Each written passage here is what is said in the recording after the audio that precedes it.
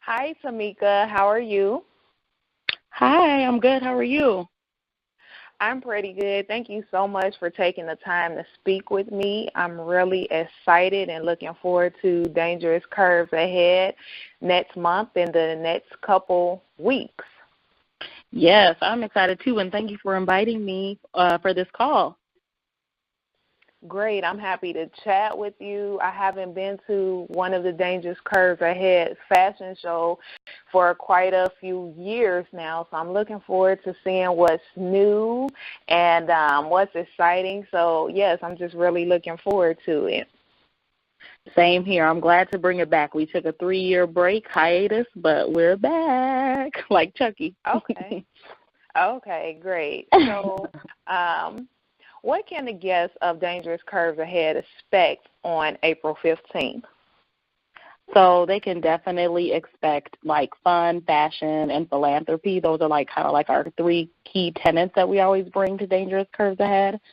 So it's a very, like energetic, really fun fashion show filled with like fabulous local designers and boutiques, and then also just beautiful, curvaceous women and slim women, just women of all shapes and sizes on the runway, just really embracing the beauty in all women while also being able to give back to, women that may be going through something, a transitional phase or something like that. So we do a makeover on a mom that's in transition. So we love that portion of the event.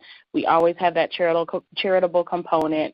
And then you can also expect to have just like a very great, like kind of girlfriend vibe during the expo where you can shop, learn about, different fashion, beauty, and lifestyle brands that cater to, everyday women's lifestyle. So it's a little bit of everything and something for everyone at DCA.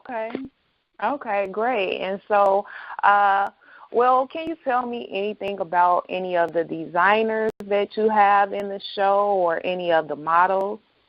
Of course. So we have some alumni designers with Dangerous Curves Ahead.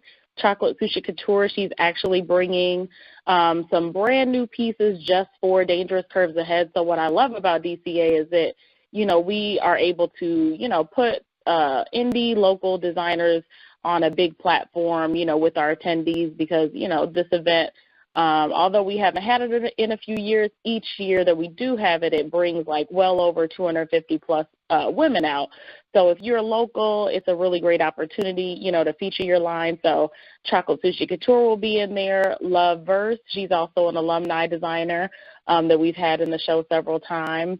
And Diella Designs, it's a African print but meets modern cuts and cuts of attire. So she's got very beautiful dresses, tops, pantsuits, that sort of thing.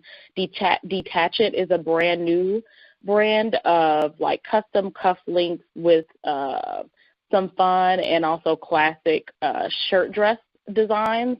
So I got to take a peek of some of her pieces and my eyes got big because there's just some really fun, pretty prints and different designs that I haven't seen. So like I said, we'll also have some boutiques. So my boutique, Standout Style Boutique, will also be in the show, as well as NV Boutique. She's a somewhat new boutique in Chicago. So like I said, and another great thing is it also is, again, catered to women of all shapes and sizes. So some things that you'll see on the runway, it can be customized for your shape. And then a lot of the things come in small or extra small through 3XL or plus from that. Okay, great. So then the guests will have an opportunity, or is there an opportunity for guests to purchase any of the pieces that they see in the fashion show? Yes, and I think that's so important, Lillian, and thanks for mentioning that, because a lot of times fashion shows will just be for the entertainment, so to speak, component of it, but people are like, I want that, and, how do I get that? So a lot of the designers in the show will also be exhibitors, but if they're not exhibitors and they're not selling on site, we will make it clear to them which designer it is and how they can contact that designer or boutique brand to be able to get the item in their hands. Okay, great. And so thank you for the affirmation with that question. I'm happy to hear that I'm asking great questions. For sure. So I know that you mentioned a few times that, generally your guests are women, but is there anything for men who may be interested in attending the event? So it's always a surprise to me just how many men do come out to Dangerous Curves Ahead. And I'm sure some of it is because some of the attendees drag their boyfriends and husbands with them. And then sometimes you'll just get a big crew of Chicago businessmen kind of thing that attend. So I think that for the men, it's really, really good networking. I never want to push it as a dating kind of thing, but I'm assuming some men do come, trying to meet women. But a lot of the people that attend Dangerous Curves Ahead are entrepreneurs. So like I said, it's a great networking opportunity, but it's kind of like a fun, low-pressure kind of networking. So it's not like, your official quote-unquote networking event, but there will be, 20-plus vendors there. They all own small businesses, and like I said, a lot of the attendees own businesses as well. So I think the men come for networking, to do something, maybe like a date type of night for their ladies, and just, they can enjoy fashion too. So it's not men's fashion in the show, but they always have a great time too. Okay. And so tell us the story behind Dangerous Curves Ahead. What made you start this event? So this event started back in 2009, and I had just started my fashion styling and wardrobe consulting business. And I was just trying to think of some type of way to, expand and expose my brand to a lot of people while also giving back. So the idea of Dangerous Curves Ahead just came to me one day, and I, talked to my husband. He was then my boyfriend about it, and, he's always so fully supportive of me. So we just decided to start this event, and this is the 7th actual year, but the first year I was not candid about my inspiration behind it, and that was my personal experience with homelessness. I guess I was just still so nervous to put that part of my experience in life out for everyone to see, because it's still something that just a very emotional thing to relive and talk about. And I had even been on WGN promoting Dangerous Curves Ahead and talking about, me giving back to this charity of, women and moms in need and in shelters and things. And I literally broke down crying on live TV. So that was always my fear, is just okay, Tamika, you got to get a grasp behind it and just, do the good work and, share your fashion skill with your philanthropy, but you got to kind of hone in on those emotions. But I'm just so big into now being open and honest with it, because I know that it's that experience of living in roach motels, driving around in the car with my mom and siblings for probably several weeks on end. I remember being out of school for a long time, just trying to, find our next place and just find somewhere to be settled. That made me who I am today, is a very driven businesswoman, and just someone who I'm just so driven, and I know that it's because of just being grateful and having contentment with, the little things. So, when you can find the gratitude and the contentment of the little things, God will bless you with bigger things. So Dangerous Curves Ahead, as you can tell, is very near and dear to my heart. So I wanted to make sure that I brought it back, but I always wanted to be able to put my all into it. So those are the reasons why I wasn't able to do it the last few years, because just having multiple businesses and moving my boutique, relocating and things like that, I wanted to be able to do it very well. So very glad to have it back this year for our 7th year. Yes, and thank you so much for sharing that with me, because I remember when you and I met, I believe it was in the winter of 2010. We were at a networking type of event, and because I was representing advocates for adolescent mothers, you shared your story with me about having experienced the homelessness, and of course that automatically made me feel connected with you, considering that I had the homeless experience as well. So I never knew, though, that, you struggled with actually sharing that publicly. So I appreciate you sharing that information with me, and I can also relate to what you were saying about, I hate that when I'm speaking publicly, if I become emotional. So I definitely You're like, I'm just trying to get this word out. Yes, I definitely can relate to you there. So what made you decide to partner with AFAM this year? So like you said, we've known each other for several years, and I remember, you volunteering for Dangerous Curves Ahead and going to, an AFAM fundraising event at the M Lounge.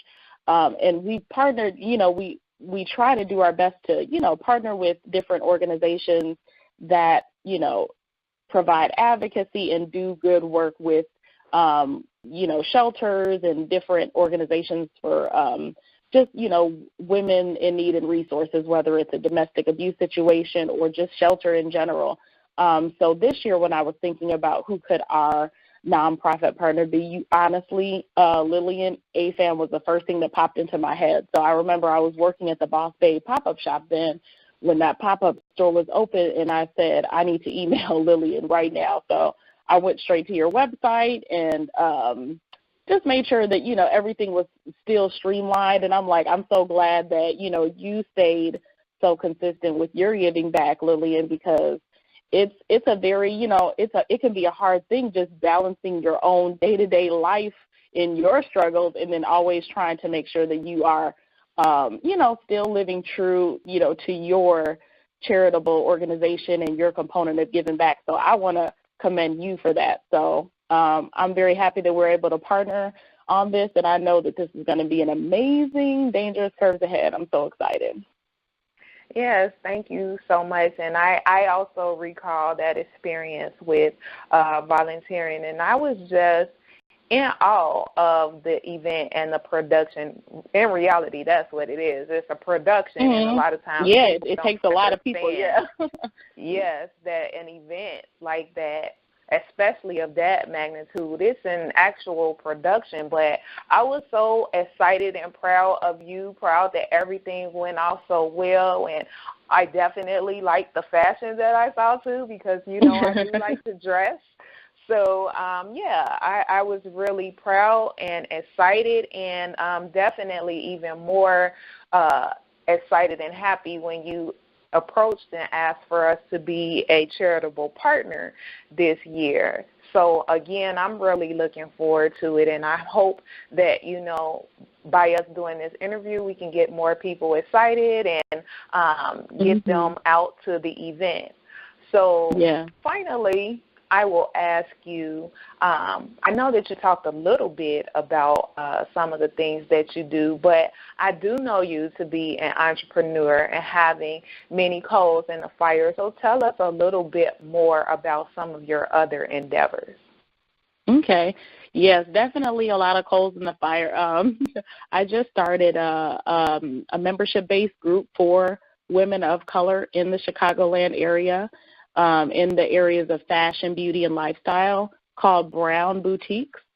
So we're not only just like a networking group, but we're like a true collective and collaborative group where we learn together, we network, we grow, we support each other's business, and most importantly, we collaborate together on large-scale events. And we're also getting into the charitable component. So we're talking about, doing a coat drive and, just working in the community more. And I just know as a woman of color, in the fashion industry, that there's so many collaboration opportunities there are within other people within, similar backgrounds. So we have hairstylists, salon owners, we have brow specialists, we have massage therapists, we have caterers, we have women that have their own jewelry line, their own hair products, all that sort of thing. So right now we just launched it at the very beginning of 2018,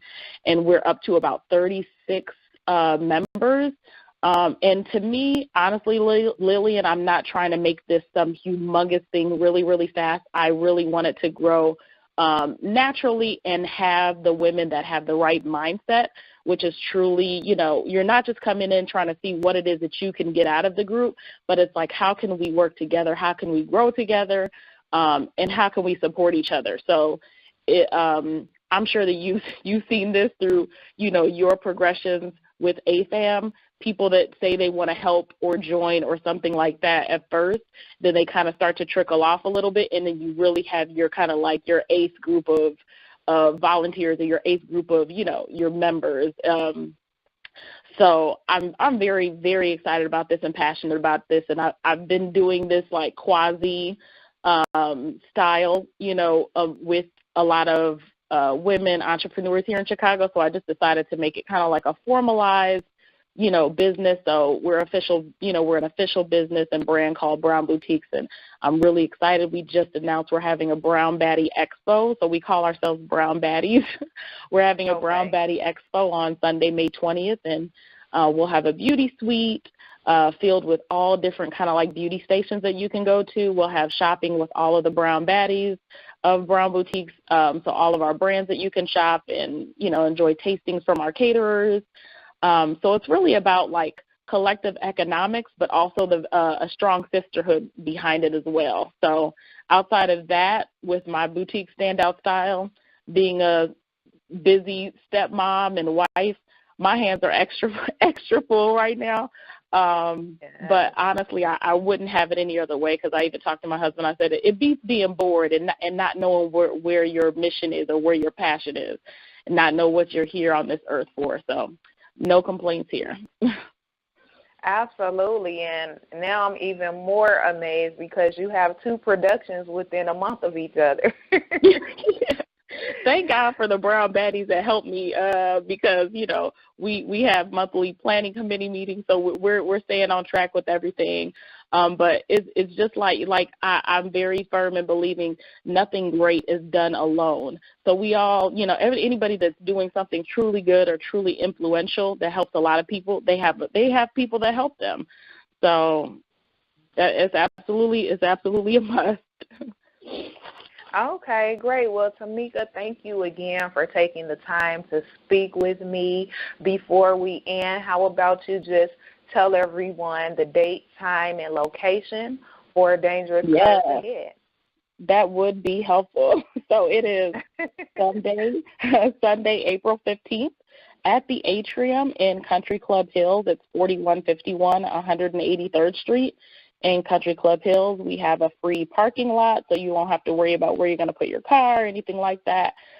Tickets start at $30, and we are donating a portion of our ticket sales to AFAM. And you can go get your tickets at DCA Chicago for Dangerous Curves Ahead, dcachicago.org, or you could get them from Standout Style Boutique. And I just wanted to note, since I, have the information in front of me, we have some really generous sponsors. We have Luster Products, Queensview Studios. They sponsored graphic designs.